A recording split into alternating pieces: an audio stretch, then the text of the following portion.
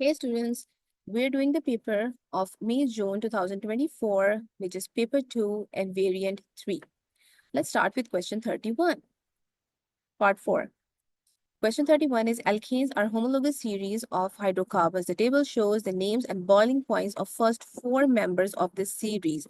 As you can see, the boiling point is increasing as the carbon chain is increasing, as the carbon number is increasing. So, pentane is the next member of the series, which row gives the molecular formula and the boiling point of pentane. Obviously, the boiling point is going to be more than 0, so it will be in positive, 36.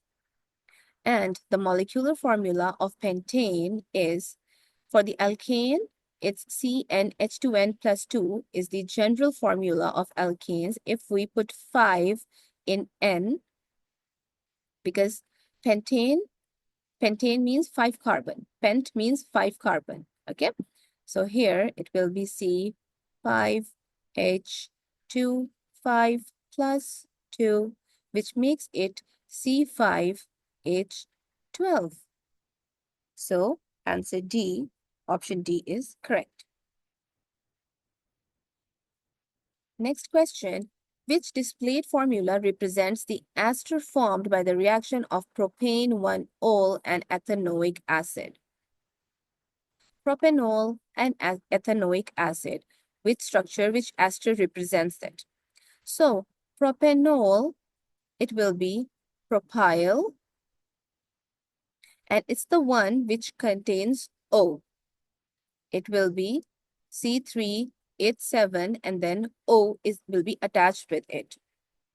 Directly O, because it's alcohol. So it can be this, it can be this, and it cannot be C and D, because in C and D, we have just 2 carbon attached with O. So this is ethyl, not propyl.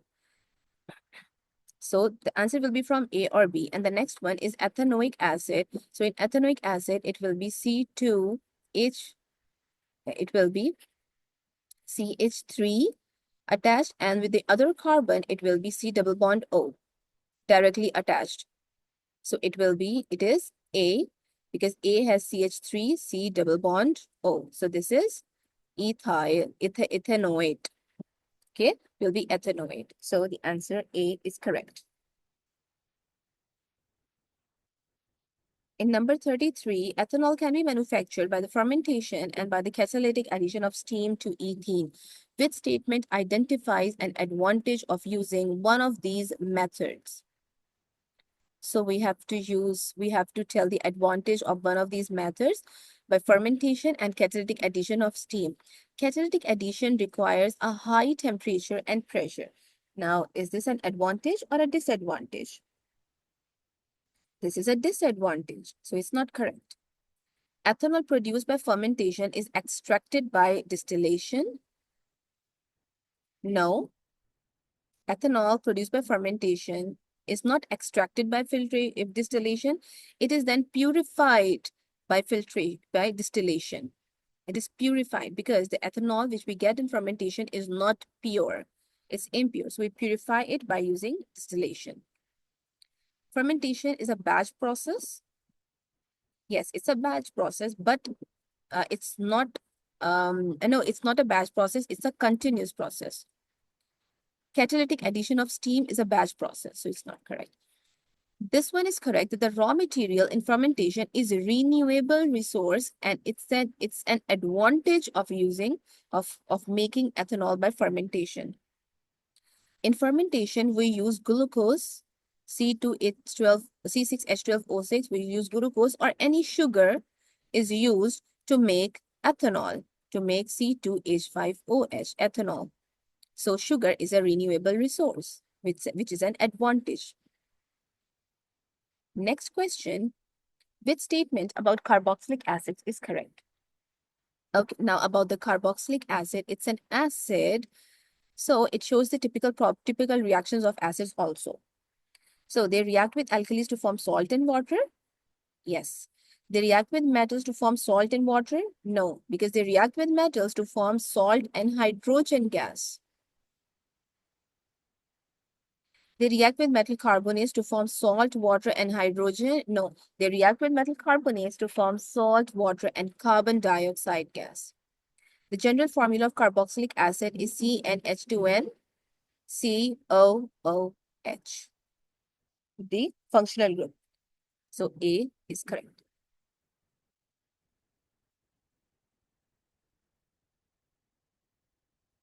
Question number 35. The structure of a polymer is shown. This is a polymer.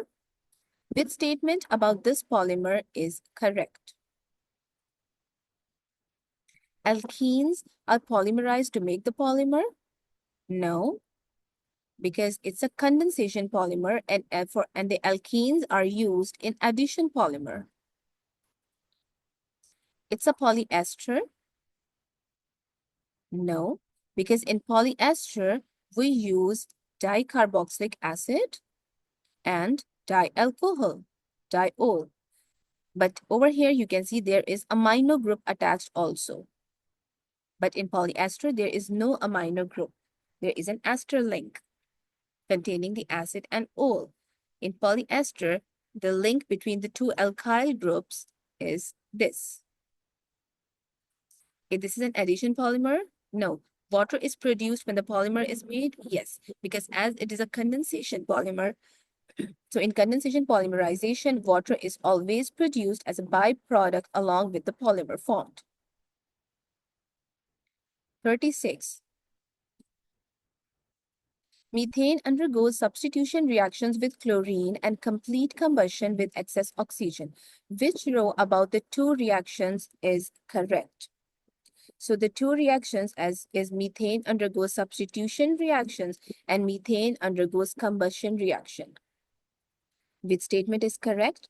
The condition for reaction with chlorine is ultraviolet light because substitution reactions are photochemical reactions. They are photochemical, so they need ultraviolet light. Next, for the complete combustion, we have methane burning in oxygen and giving carbon dioxide plus water, not hydrogen. So option D is correct. In every combustion reaction, when any fuel is burnt, it gives carbon dioxide and water always. Question 37. What is used to identify the end point of an acid-base titration? Very easy. To identify the end point is when the color changes, when the color of the substance changes. And in acid-base titration, the substance which tells us that whether the substance has been neutralized by changing its color is the indicator. It indicates by changing the color when the solution is neutralized. Question number 38. Four pure substances, P, Q, R, and S, are tested using chromatography. The same solvent is used each time. The table shows the distance moved by each substance by the solvent from the baseline. Which two substances are identical? Now, to check this, we will find out the RF value of each substance. The formula for RF value is distance traveled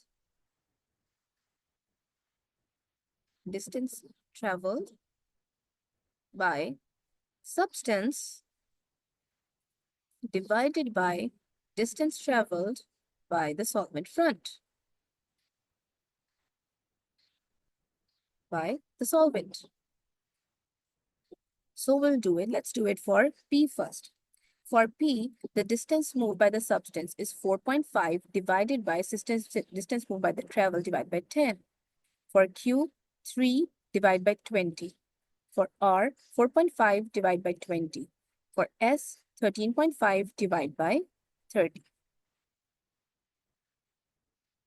Let's find it out. 4.5 divided by 10, it is 0.45. Then 3.0 divided by 20, it is 0.15. 4.5 divided by 20, it's 0.225. And 13.5 divided by 30, it's 0.45.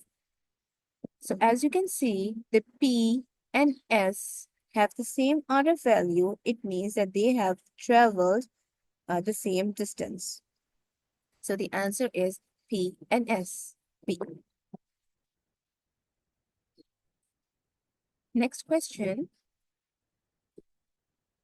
Substance is tested with 3 different reagents. Which row shows the results obtained with aqueous iron 2 nitrate? Okay. With iron 2 nitrate, iron 2 plus, it gives green precipitates. Green precipitates when iron hydroxide is formed. So, when we are using sodium hydroxide, the green PPTs are formed, and when we add it in excess, they remain insoluble. So, the answer will be from A or B. Now, for the nitrate, for iron nitrate, when we add silver nitrate in it, then nothing will happen because nitrate will not react with nitrate. Iron nitrate will not react with silver nitrate. Nitrate will not react with nitrate, so there is no reaction with it. Also, the silver nitrate, adding silver nitrate, this is the test for the halide ions. So if there is any halide ion, so it will give the PPT with silver nitrate. But as you can see in the compound given, there is no halide ion. So no reaction. And with acidified aqueous barium nitrate also, there won't be any reaction because again, nitrate will not react with nitrate and there is no sulfate present in it because the barium nitrate one, this is the reaction, this is the test for sulfate ions. If the sulfate ions are present and we are adding barium nitrate in it, then the barium nitrate will react with the sulfate and form the white PPT of barium sulfate. But there is no sulfate in the given aqueous solution, so no reaction will happen. The answer will be A. Student carries out a flame test on a sample. The flame test observed is light green. Which ion is present in the sample? So which ion out of these, which cation gives light green color, light green flame? It's barium. Barium gives light green color when it is observed under the flame.